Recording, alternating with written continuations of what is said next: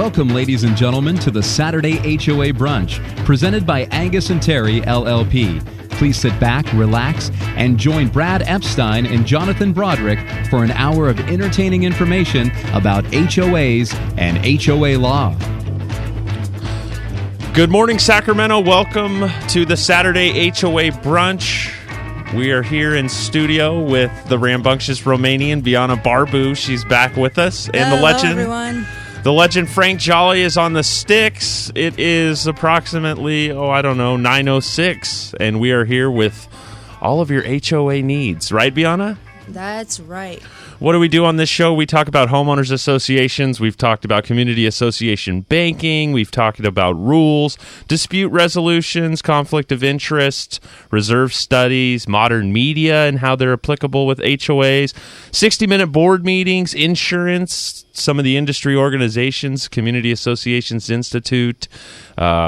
We've also talked about elections, security, new bills, and lobbying on behalf of our industry. And we are excited once again to be here with a guest that is very well known in the community association industry, and that is Mr. Brian Hunt. How are you doing this morning, Brian? Good morning. Thank you very much for having me. And I've noticed not far from your side, as usual, your beautiful wife, Miss Betina, is here with us in studio today. How are you, Betina? I'm great, thanks. Oh, well, we're excited to have both of you, and we're excited to have Betina back in studio. I'm back, but one of our other musketeers is missing. He is. I believe he's actually in Barcelona, Spain. Brad Epstein, doing a little bit of vacationing. He's probably listening right now. I bet you he is listening right now. But today we'll be talking about parking enforcement and parking rules, and I'm really excited about this topic. I didn't even realize that there's so much to talk about actually when it comes to parking enforcement and rules in associations. But we want to hear from our callers. Call us at 888-923-1380, KTKZ, The Answer. We'll answer your questions. Follow us on Twitter and Facebook. It's the Saturday HOA Brunch. Excellent, excellent. Well, since we're talking about parking and enforcement, who better to have in studio than the parking master himself, the ninja of parking enforcement, Mr. Brian Hunt. The parking guy. The parking guy. So why don't you just tell us, Brian, firsthand? I mean, what is this company? Well, thank you. I started the business about 12 years ago after getting contacted by a manager within the HOA industry and actually just talking with them socially. And at the time, what I found out is that there were very few good options for managers and homeowner association boards about parking. And parking is one of the three big P's that everybody talks about: pets, pools, and parking. Those are the three big issues. So this was an issue that everybody had problems with, but nobody had a good answer. Well, my background is in parking management. I used to manage airports, large office buildings, and other communities around the world, and had brought management and solutions to those problems for the last 15 years. And so when I heard about the problems with HOAs, I said, I really have a different approach and a different vision on how we can do this. And so I started the company to try to not be the parking Nazi that people like to talk about, but try to be the other way.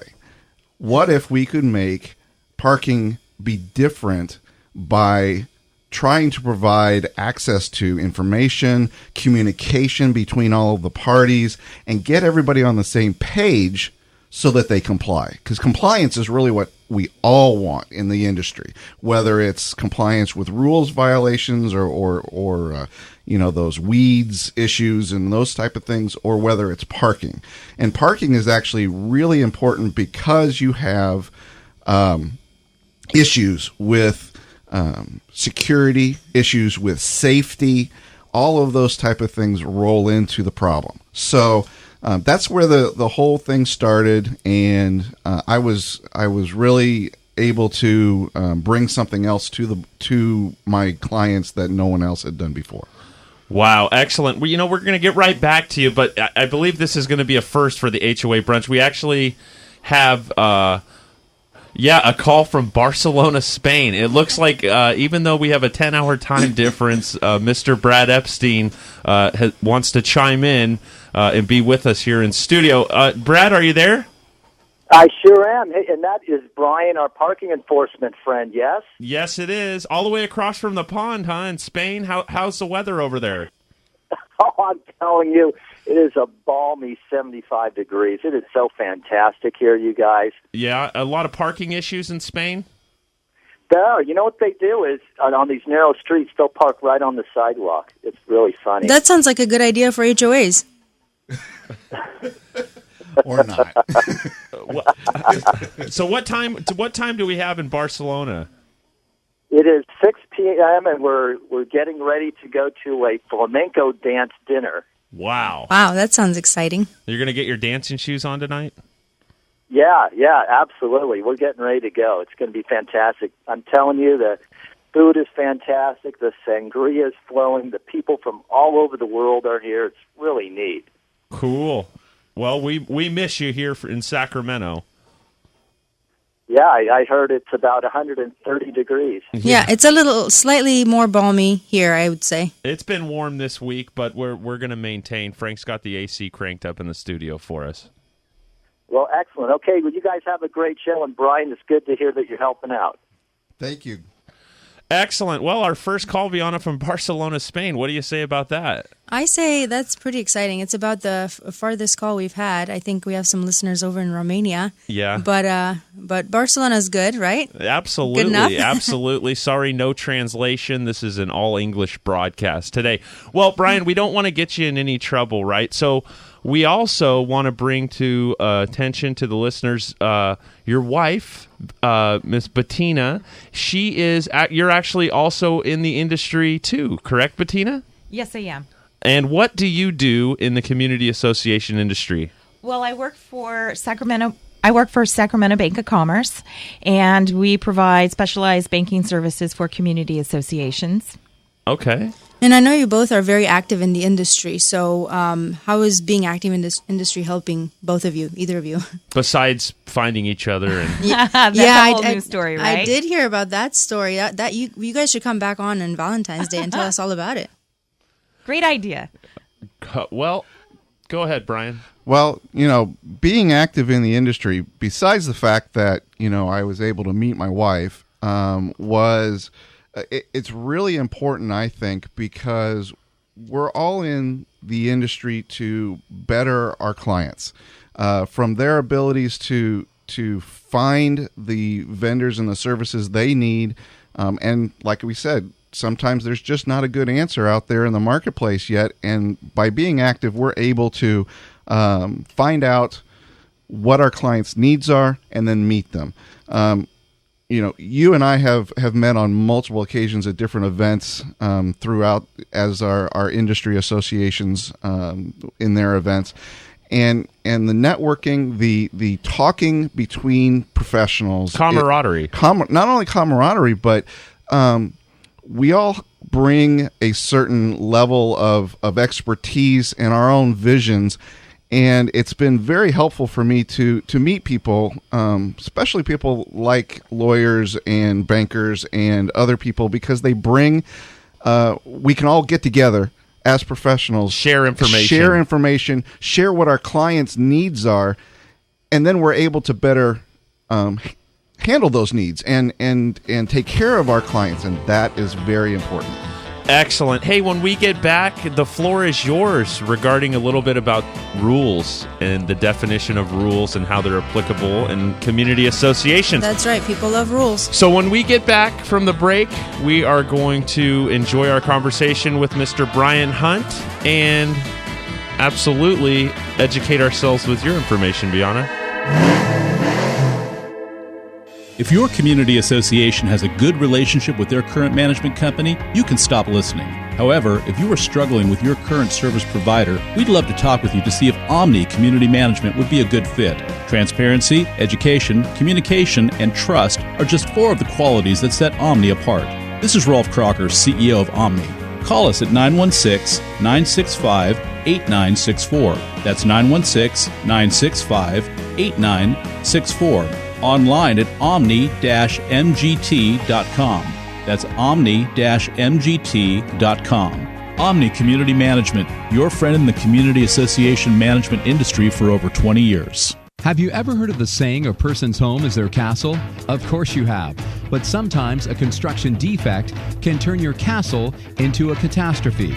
If this happens to you, you need proper and professional representation. You need Angius&Terry, LLP. For over 30 years, the attorneys at Angius&Terry have been effectively serving homeowners and community associations, recovering more than $500 million on behalf of their clients. Angius&Terry strives to ensure that your construction defect claims are prosecuted in an aggressive and cost-effective manner. Angius&Terry will also continue to work with homeowners and community associations after the construction defect claims are concluded to make sure that the money received from builders is spent wisely and that your interests are protected during the repair process. Don't let a construction defect turn your castle into a catastrophe. Call Angius&Terry LLP today at 916-567-1400. That's 916-567-1400. Online at angius-terry.com. Angius&Terry LLP. AM 1380. The Answer. You're listening to the Saturday HOA Brunch presented by Angius&Terry LLP. And now your hosts Brad Epstein and Jonathan Broderick on AM 1380, The Answer. Well, you heard it in our first segment. Brad Epstein is getting ready to go out for a flamingo dance. So we have the rambunctious Romanian Betina Barbu handling all of the legal discussion today. So Betina. Oh no, trouble's here. Absolutely. Go ahead. What are we talking about? Rules, right? We just want to get everybody up to speed so that we can remind them rules are important. Yeah, so our topic today is parking rules and enforcement. And of course, parking rules come from somewhere. So I wanted to briefly talk about the law in regards to rules and about the Davis-Sterling Act in particular in regards to important, rules. Right? The Davis-Sterling Act? What's the Davis-Sterling Act, Jonathan? It's your favorite. That's like the Constitution of Community Association law in California. Yeah, pretty much. It's the part of the Civil Code that provides for how community associations are to be governed and how they should operate. And as we've discussed many times on the show, associations have governing documents that pertain specifically to how each individual association should be run. And some of those governing documents are your favorite acronyms, Jonathan. Right. CC&Rs, bylaws, articles of incorporation. I guess there was only one acronym in there, CC&Rs. Yeah, it's still your favorite. I know it. Absolutely. And in addition, associations also have operating rules that are separate from the other governing documents that we've mentioned. So parking rules are just an example of that. Big issue, though. Right. Yeah, rules are a big issue. They're basically defined as rules or regulations that apply to the management and operation of a community association. And they're specifically defined in the Civil Code as rules or regulations that apply to 7 different areas: the use of common area or exclusive use common area, use of a separate interest, member discipline, delinquent assessment payment plans, resolution of assessment disputes, reviewing and approving or disapproving a proposal to a physical change of the member's separate interest, or election rules. So those are 7 areas where operating rules are defined in the Civil Code. And in our case, we're talking about parking rules, which would fall under the use of common area. The issue with passing rules for an association is that the governing documents themselves have to allow the association to create rules. The Civil Code mandates that for a rule to be enforceable, it has to be in writing. The rule has to be within the authority of the board, conferred by law or by one of the governing documents. The rule must not be in conflict with the governing law and or the governing documents, and the rule must be adopted, amended, or repealed in good faith and in substantial compliance with the requirements of the Civil Code. And the key issue that I think Brian's going to speak to quite a bit is that the rule has to be reasonable. Oh, reasonable. That word. It seems like there could be a lot of interpretations of reasonable. Like, what's reasonable? Do I have ice cream at 10 p.m. when I'm watching my DVR? Is that reasonable? I really think that's a great comment to start off with, because not only do you want to be reasonable, but what I find when I talk with all of my associations and all the people who come to me for questions, is that the first thing I have to ask is, well, what are your CC&Rs? What do they actually say? What do the rules say for your association concerning parking? What I find is, and what I'd like to suggest to all of our listeners out there is, that is the first step in any enforcement action. Before you contact someone like myself, take a look at those rules and really read them.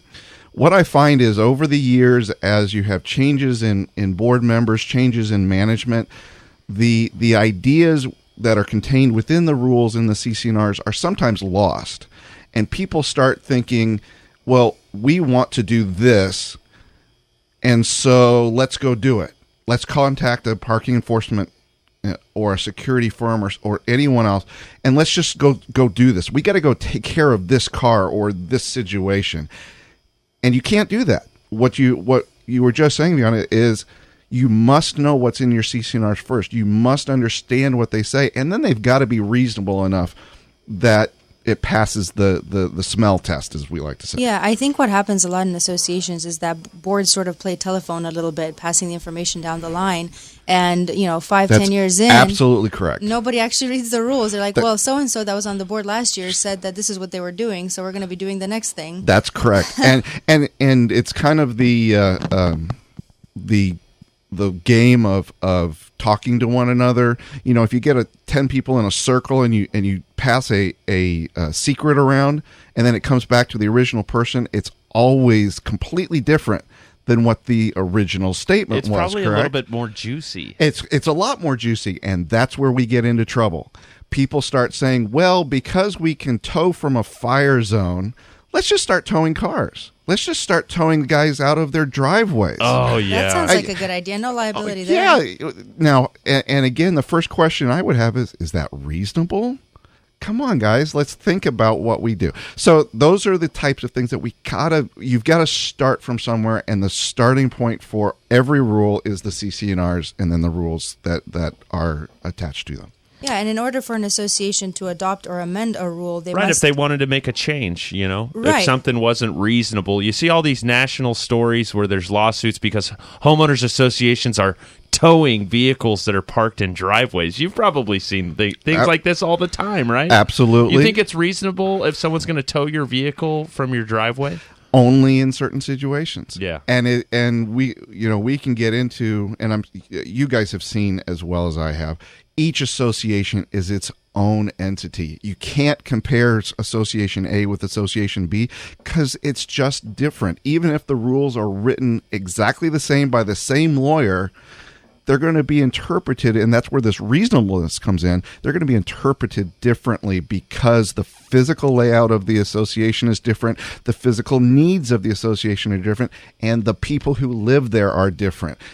And it's all got to come back to, what is the culture? What is your thought process for your particular association? Absolutely. How many shades of blue are there, right? That's correct. We could go on and on and on. Wake up, Frank. Well, and reasonableness in the law, especially as it pertains to the reasonableness of a rule or CC&Rs, is interpreted as not specific to the homeowner that was wondering whether this rule is reasonable, but by reference to the common interest development as a whole. So the rules that are to be enforced, unless they are arbitrary, violate a fundamental public policy, or impose a burden on the use of the affected land that far outweighs any benefit. So generally, reasonable rules do all of those things and are enforceable. That's correct. And you've always got to, when you're looking at your rules and looking at what you're wanting to do, because again, this is where you live, this is your castle, you want to make sure that the rules reflect the culture, the specific culture of your association. That is paramount to any enforcement action, because even if you can do a thing, doesn't mean you should do a thing. Yeah, and I would think you, that's really important. Would you want to just go ahead and start a war with people in your community and say, well, hey, everybody, guess what? The first time you violate the parking situation or what it states in our governing documents rules, we're going to just tow your vehicle. Man, you're going to have a lot of happy people walking around in that community, aren't you? That's correct. That's really the gist of the whole conversation about how I do business. Because if you look at my website, what I'm trying to do is promote harmony within the community by doing enforcement. So the first idea is, how do you get people to comply in a way that they appreciate the rules rather than defy the rules? And so, you don't want to come in and just start towing vehicles. That is the nuclear option. You don't want to get to that. Resort. That's should be the last resort. Now, sometimes it's very necessary because of safety reasons, because of other reasons. But in most cases in homeowners associations, that should be the last thing you're thinking. We should try to communicate, we should try to educate, and then and only if someone is actively defying the rules should we then have to go to the towing option. So, Brian, you mentioned your website. What would that website be? Where can people find out more information? My website, I have two websites. It's www.ppenv.com for our friends in Nevada, and PPECAL.com for people in California. And if people want to reach you just to ask you questions, you also have a phone number, a business phone number? Yeah, the business phone number is 702-283-0628, or better to email me at Brian, that's Brian, at PPE, either CAL or PPENV.com. Well, and a fun question, since we kind of have an international theme that started at the beginning of the show with a call from Barcelona. I looked at your website, which you mentioned. It says you've done some work internationally. I have. Where would that be? Well, back in my former life, when I worked for a parking management firm, I actually helped build the Petronas Twin Towers in Malaysia. Wow. Back when they were the tallest buildings in the world and were being built, my company sent me over there. They have a 6,000 space parking garage, wow, which is subterranean, meaning underground from those two buildings. And that was a massive complex. It had a retail center. It had, it's got residential attached to it. And so I was sent over. I actually helped build the building, and then I helped start operating it. So I spent 3 years over there, literally going from a hole in the ground and a large hole. It went Looked down like a crater. It was a crater in the ground, about 40 meters deep, and ended up with this beautiful. And I always say, people, go to Malaysia if you can. It is a wonderful country. You had a good time over there? Had a wonderful time. The people are just amazing, and the things that you see are just non-replicable here in the States. So I always say travel as best you can.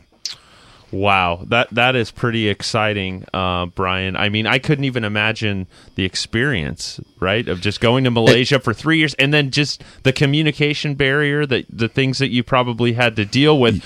But that's there's right. one thing that's in common. Everyone has issues with where, how can you park your vehicles. That's correct. And they have exactly the same issues that we have here. It's amazing when you look at it, because it's a physical space versus how much does that cost, that space cost you. And because you could do something else with it, right? You could build another building. You could have in a HOA kind of situation, you could have a park, you could have a pool. There's all sorts of things you can do with space. So parking may not be your first and best option. Gee whiz. Malaysia, Spain, we can talk about whatever we want regarding community associations and find some kind of relation, right, Betina? Oh, yeah. There's definitely parking problems everywhere. And I have to tell you, Romania takes the Barcelona approach. There's cars on every sidewalk. There's way more cars on the sidewalk than there are people. All right, we're going to go to break. We're going to come back from our third quarter, and we will continue our discussion with the newlyweds in the industry, Betina and Brian. We'll be back.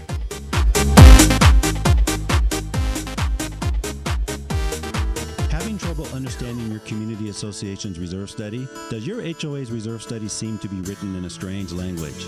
Hi, I'm Robert Browning, owner of the Browning Reserve Group. At the Browning Reserve Group, we have been providing easy-to-understand reserve studies since 1999. We actually listen to our communities and help them plan for the future. Find us online at browningrg.com.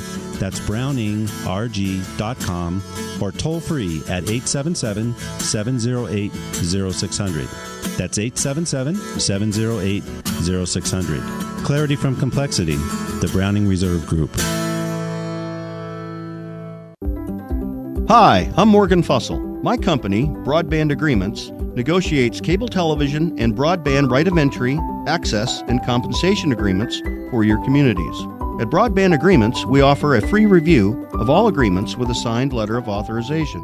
Broadband Agreements will improve your community's income and or savings, or you don't pay us a dime. Visit us at broadbandagreements.com. That's broadbandagreements.com. Or call me, Morgan Fussell, directly at 916-939-5026. That's 916-939-5026. Broadband Agreements online at broadbandagreements.com or 916-939-5026. News, opinion, insight. AM 1380. The Answer.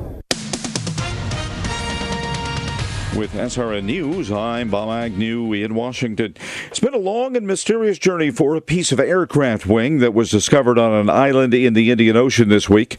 Arriving in France today, that object is now the focus of aviation experts trying to learn whether it began its final mission as part of Malaysian Airlines Flight 370 that disappeared from radar screens last year. Certainly confirmed, as our Malaysian colleagues have said, to be coming from a 777, and we're not aware of any other instance where this sort of component has been lost from a 777 aircraft. Martin Dolan is Chief Commissioner of the Australian Transport Safety Bureau. The Coast Guard suspending its search for 2 teenage fishermen who've been missing for a week. Not so the family members. The family remains committed privately to this search and rescue mission. That is Nick Kordeloff. He is a stepfather of one of the missing boys, Perry Cohen.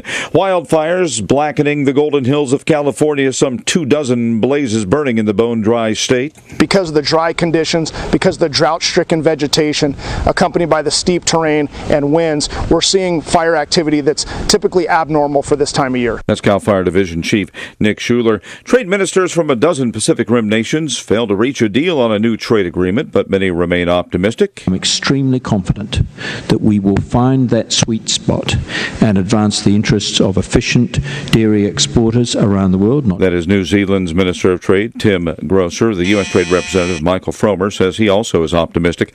Rocker Ted Nugent says he supports the American dentist who killed a protected lion in Zimbabwe. People are only upset about this lion because, like Bambi and Boo Boo and Thumper, he was given the name of a stuffed animal or given some kind of human identity.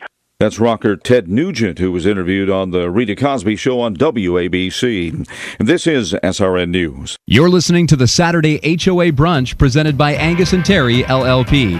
And now your hosts, Brad Epstein and Jonathan Broderick on AM 1380, The Answer.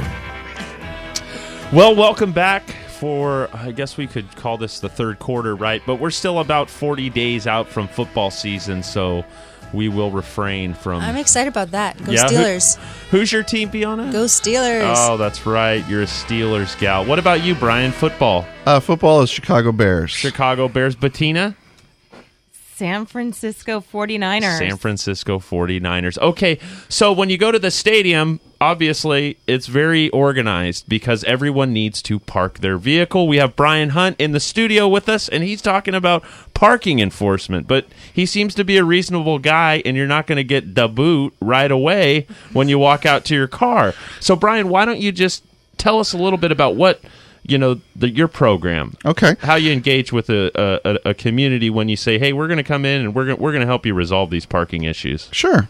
Well, as I said before, before my company got started, there was very few really good options for associations to do a parking program. And, of course, it all starts with the rules and the CC&Rs that have been written. So the first thing I do when a manager or a board member contacts me is first thing I ask is, what are your rules? What are your CC&Rs? Send them to me so that I can look at them. I can look at them from the standpoint of the enforcement agent. What do I, as a enforcement agent, have to do for you? What do I have to see to be able to actually take action in your community. Quick question. You say enforcement agent. I think about like the meter maids running around in downtown writing everybody tickets because they didn't feed the meter. Is there a certification or a specific credential that you receive to become a parking enforcement professional? Not at this time. Maybe you're the only parking ninja out there. Well, we may not be the only one, but we certainly have the most training and the most on-the-job review of our people, because we have a specialized software product which allows us to review everything that our people do.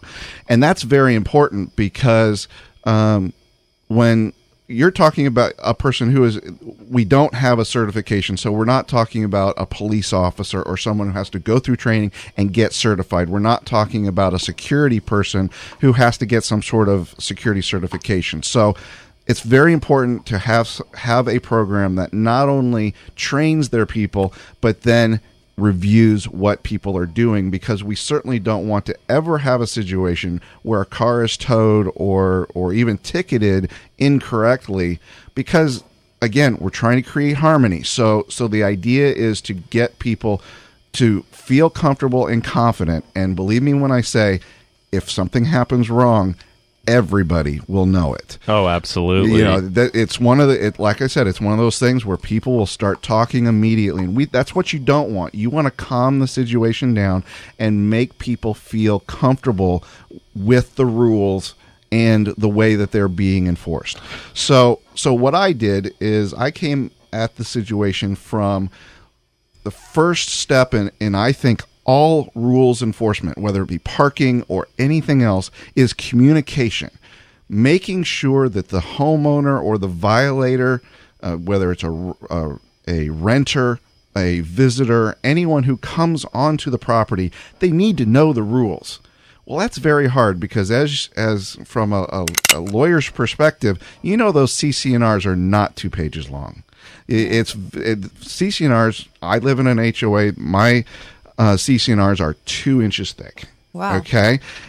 They talk, like you said, they talk about everything that goes on within the association. And they're always changing. And they're always changing, because then you have a set of rules which define and help to let people understand the CC&Rs, because CC&Rs are written as laws and sometimes are not either specific or definitive in how they discuss the actual procedures of enforcement. And so you have the CC&Rs, and then you have the rules, and both of those things need to be communicated in a way that the people who are actually using the resource, whether it be parking or the park or the pool or whatever it is, they have to be communicated in a way that everyone understands. And so what we do first and foremost is we give a warning, which is required by law, but we give a warning which is not just some standard sticker that you can buy off the internet. This is a specific warning which tells the people exactly what they need to know, how to fix the problem that they're in, and who to call if they have questions. That is so important in an enforcement property, because otherwise you're basically talking to somebody who doesn't understand. And there's a good reason. Like I said, they may not have been able to read them. Look, we don't expect all of our homeowners to read every single page of their CC&R, so we've got to give them. Yeah. Lawyers do. Or lawyers do. Well, we had a call, though. We had a call from a gentleman, I believe his name was Mark, and he called in and he goes, well, I'm really thinking and considering buying in an HOA, but my realtor is really making it difficult for me to access a copy of the rules and CC&Rs, and so I'm a little bit concerned that she's trying to push me into this HOA, and I'm not going to be completely educated on exactly what I am looking, what I'm going to be living in. How bad of a situation is that you are buying the biggest investment of your life, and you have questions as to how you're going to be able to use it? That should never happen. But we want to have that communication. That is just so important. And so that's the first question. And what should boards think about in terms of enforcement programs from the board's perspective when you come in and or even before they contact you? What should they be thinking about when it comes to putting a program in place? Okay, so the first thing is making sure your CC&Rs and your rules are... Viana, can you break that acronym down real quick and define it for the listeners? CC&Rs? CC&Rs, we don't want to talk in industry code. That's right. CC&Rs. Go ahead. Say it 3 times fast. CC&Rs, CC&Rs. Well, that's pretty easy.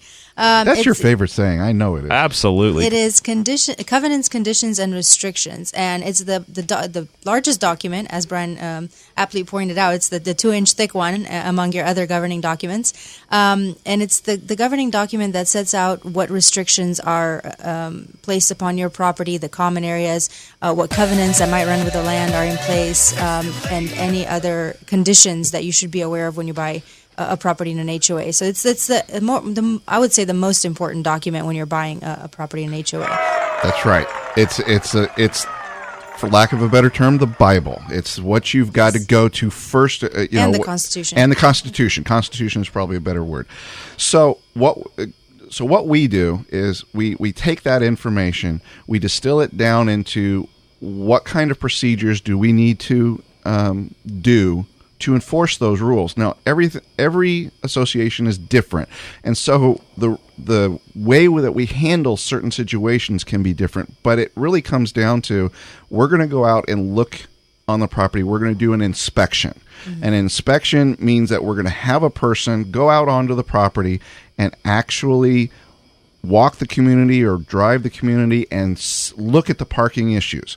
Has every single car that's in that community parked properly compared to the rules? Once that happens, if we find a violation, like I said, we are going to give a warning. That's reasonable. And it's not only reasonable, but it is per the law. Laws of California and Nevada both say that you must give at least one warning before taking any other action. And you then have to give a reasonable amount of time for the person who's got that warning to have time to correct the violation, whether that's moving the car, whether that's getting a variance or some sort of permit or pass to park where they are. You must give them time to do so. So in the state of California, that amount of time is 96 hours, 4 days. So you do that. So we do that first, but again, our violations are meant to be informational. Here's what you need to do. Here's where you need to go. But while we do that, we also have to document what we see, because any violation needs to have a clear and concise documentation so that in the future, if we do have to do something with that vehicle, you have your backup on record. So absolutely. It sounds like when it comes to issuing warnings, there's a lot of procedural rules that should be followed. Maybe associations shouldn't just take it upon themselves to start enforcing the rules. Absolutely. That's important. That is extremely important, and you're right. It's not just anybody. There's training involved that you need to do. So for all of the board members out there who are doing it themselves right now, may I suggest it's really not in your best interest.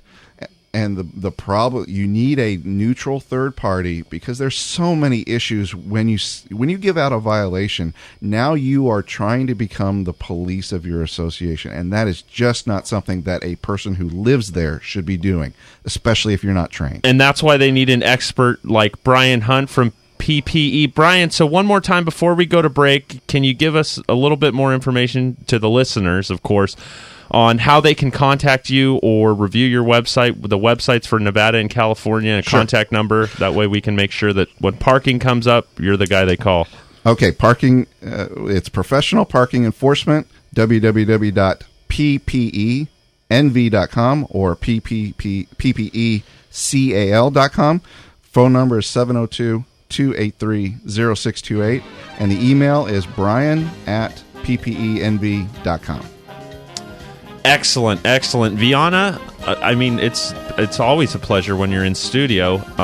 Epstein's in Barcelona. Are you having fun so far? I am having fun. I love parking rules and enforcement. It really bothers me when people break parking rules, so I'm glad that Brian's here is setting us straight. There we go. All right, so we are getting the signal from Frank that we need to shut up and go to commercial break. So we'll be back for the last portion of the show with Brian Hunt and his beautiful wife, Betina. The challenges presented by today's economy and rebounding housing market is forcing many homeowners association boards of directors to operate their HOAs more like a business. It's a balancing act of trying to stay solvent and still provide homeowners with quality amenities and services. One of the main challenges HOA boards are facing is attempting to recover unpaid HOA fees owed by delinquent homeowners. Collection efforts are often very time-consuming. If you want to get the HOA fees collection monkey off of your back, call ATC Assessment Collection Group. ATC is an attorney-supervised collection company, providing collection and foreclosure services to HOAs in both California and Nevada's most recognizable communities. Get back to what you actually volunteered to do as an HOA board member. Effectively oversee your community. Call ATC today at 916-641-1410. That's 916-641-1410. Online at atcacg.com. That's atcacg.com. ATC Assessment Collection Group.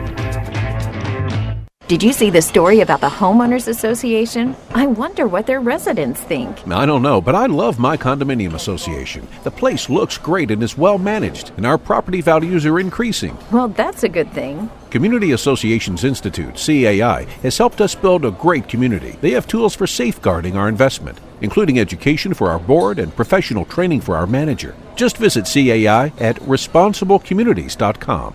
Okay, responsiblecommunities.com. AM 1380, The Answer. You're listening to the Saturday HOA Brunch presented by Angius&Terry, LLP. And now your hosts, Brad Epstein and Jonathan Broderick on AM 1380, The Answer. Man, I am just loving this new soundtrack that our producer Frank Jolly has put together for us. It's just, I don't want to leave. It's music to my ears, of course. So we're here with Brian Hunt from PPE. Excuse me, Brian, don't let me murder this. Professional Parking Enforcement, correct? I got it. Experience, he's done like a 6,000 stall parking underground garage in Malaysia. That was one of the tallest buildings in the world at some point. That's right.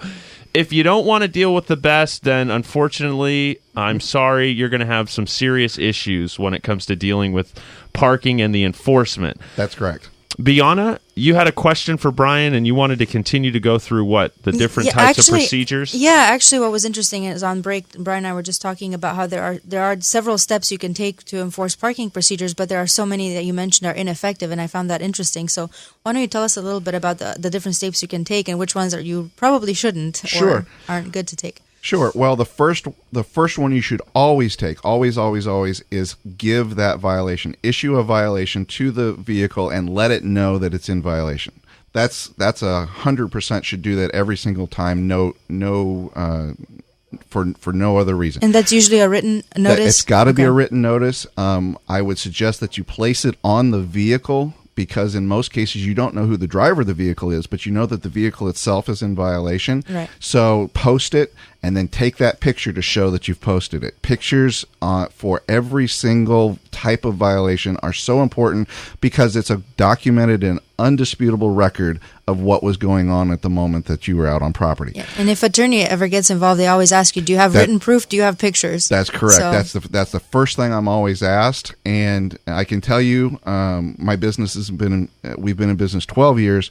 I've been contacted by a few attorneys who said, you incorrectly did this,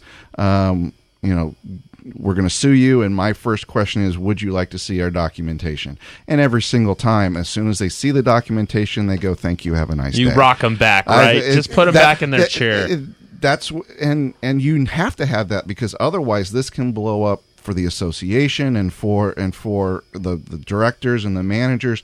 This is a situation where you're taking someone's vehicle and you are going to do something with it, with the exception of invading their house, I can't think of another thing that is more detrimental to the harmony within the community.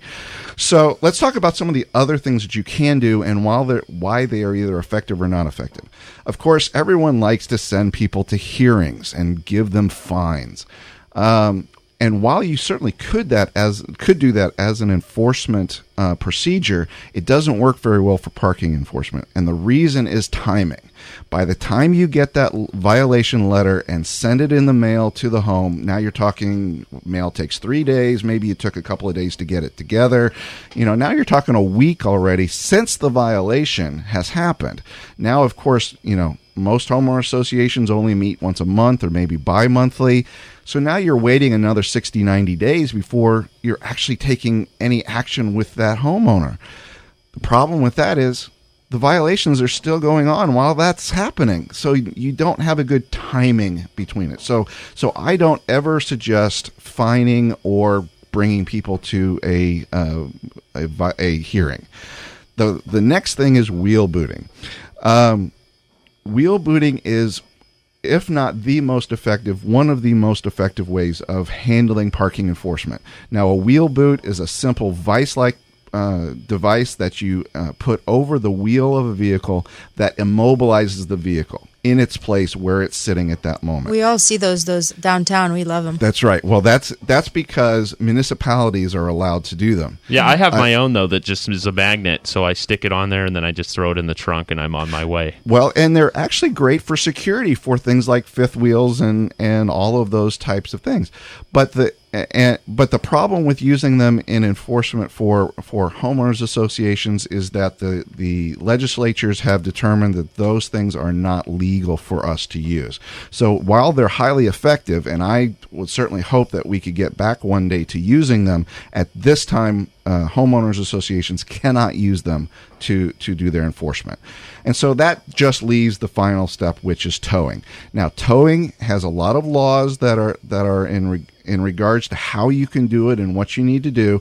I highly suggest that any board that is doing a program, make sure you talk with your attorney before you get the program started, and you use a reputable agent like ourselves to do the actual enforcement, because like we just said, if you do it wrong, there's a lawsuit that's going to happen, and the association is going to get hurt by it. So, Brian, I mentioned before the show started that I was surprised at all the rules and regulations on towing. We're not really towing experts, and I know that you know a lot about it. So what are some considerations in terms of towing or things that associations should be aware of? All right. Well, the first thing is, of course, you've got to give that warning before you tow. That's the first thing that you have to do. You have to have complete documentation before you tow the vehicle.